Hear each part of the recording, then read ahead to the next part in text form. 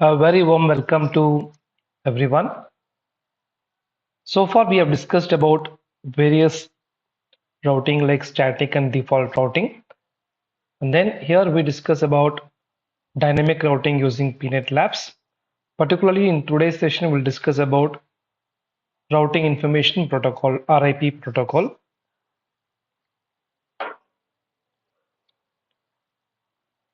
Before we start with RIP protocol, we'll see what are the difference between the static and dynamic routing. Why do we need to go for dynamic routing when we have static routing? In terms of configuration, static routing is completely a manual configuration, whereas dynamic routing is completely automatic. So that itself says that why do we need to go for dynamic routing? Second is adaptability. Static routing is completely fixed, whereas dynamic routing is auto-adjustable to changes. If suppose the nodes are moving from one place to other place, dynamic routing can able to adapt it, whereas static routing is fixed networks. It will be useful. Scalability. Static routing is not scalable. It is only for the small sized networks, whereas for the large size networks, we should go for the dynamic routing.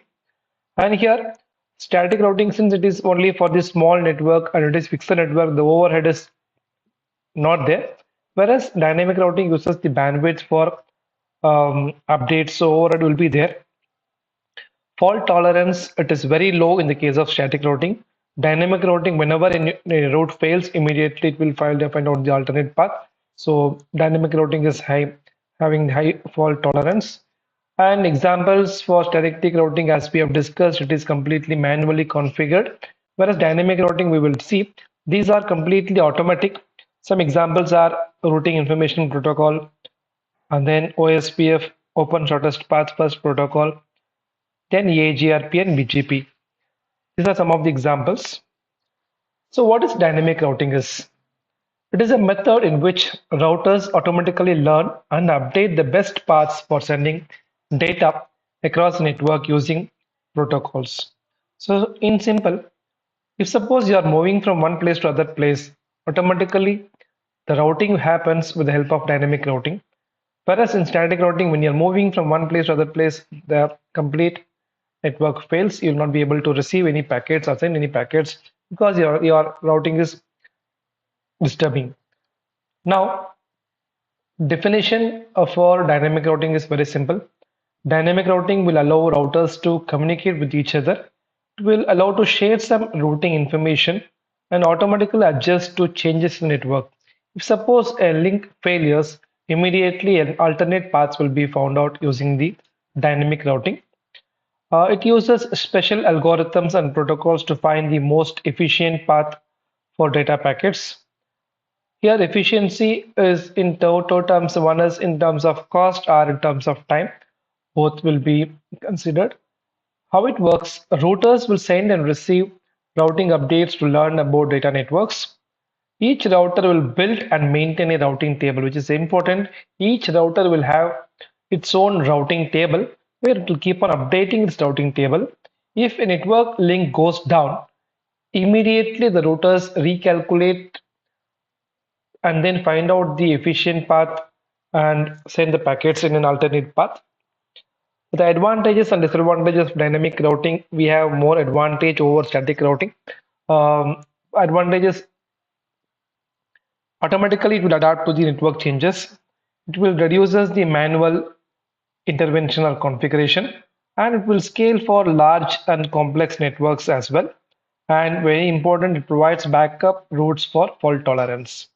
Whereas disadvantage, as it is complex to configure than static routing, and it will consume more bandwidth for routing updates. As I said, overhead will be there, and it uses more CPU and memory resources. See, sometimes when we need good network connectivity, we need to go with cost.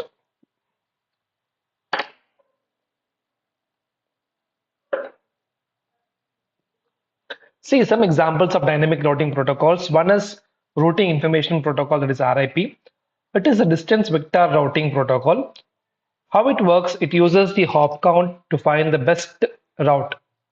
So the cost is calculated by the hop count, and the limitation is maximum only 15 hops it is possible, and it is simple but suitable only for very small networks.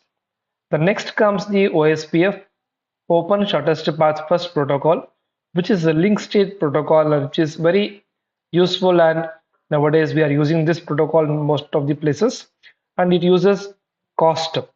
Cost is calculated based on the bandwidth utilized, and to find out the best route, it uses the bandwidth, and it is suitable for large enterprise networks. And next comes the EIGRP and BGP.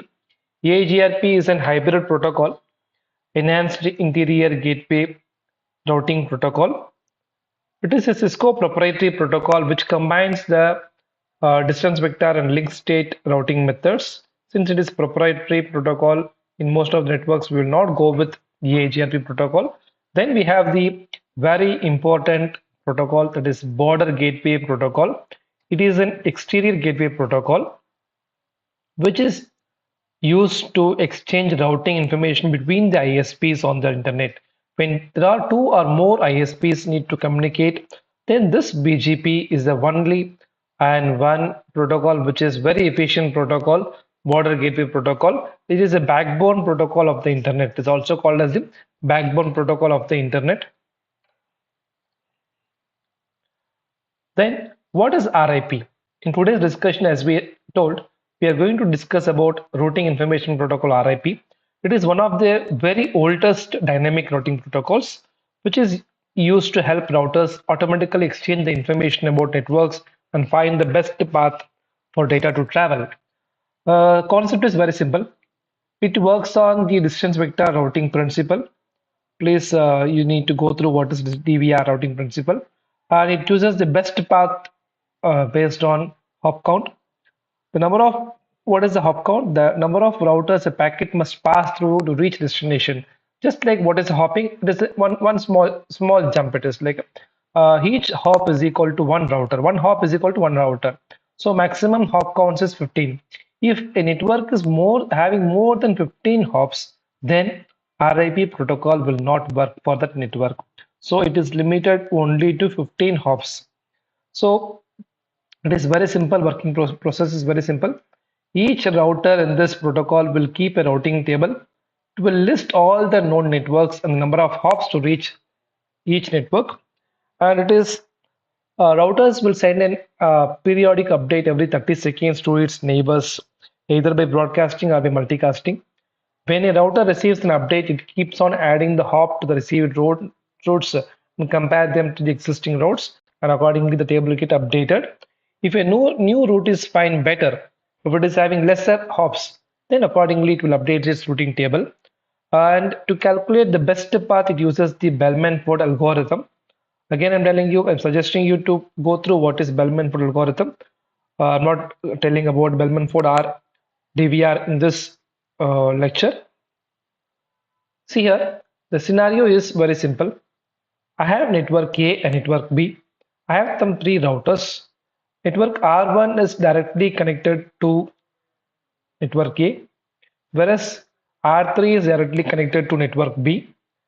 R2 is between R1 and R3. Now, when RIP protocol start running, R1 will tell to R2 that I can reach network A because R1 is directly connected. So I can reach network A with 0 hops. Then what R2 will do? R2 will add 1 hops and tell to R3 network A is reachable in 2 hops. So in 2 jumps if you do, you can able to reach my network A. Similarly, R3 will advertise about network B to R1 and R2. This is how the hop count will automatically keep on counting. When RIP, when any link is failed, when any link is failed, then automatically it will remove particular route. After 180 seconds, it will get a timeout message and then find some alternate path. This is one of the example scenario. And main features, as we have discussed, the metric is based on the hop count, and maximum hops is 15 hops. If it is 16 hops, then it is unreachable. The updates every 30 seconds will keep on giving an update. The algorithm used is Bellman-Ford, and the distance covered is 120. And loop prevention, it is uses the split horizon root poisoning hold down timer. And transport protocol which is used is UDP, user datagram protocol. And we have three versions of RIP. RIP version 1, which is it is a classful, so it does not send subnet mask information. It uses the broadcast. Normally, we'll not use this classful addressing, so we are not using this RIP version 1. RIP version 2, which is classless, it will support the subnet mask, CIDR, authentication, and uses the multicast, which we are using it nowadays. Now, RIP-NG is the next generation, which is used for IPv6. So we are using the RIP version 2 in real time as of now. But again, this is an outdated protocol. Advantages easy to configure and understand. It will automatically update the routes. It will work well with small networks. But the problem is it is not scalable. If it is having more than 15 hops, it is unreachable, and it is having slow convergence rate. Two is it will take time to detect and fix the failures.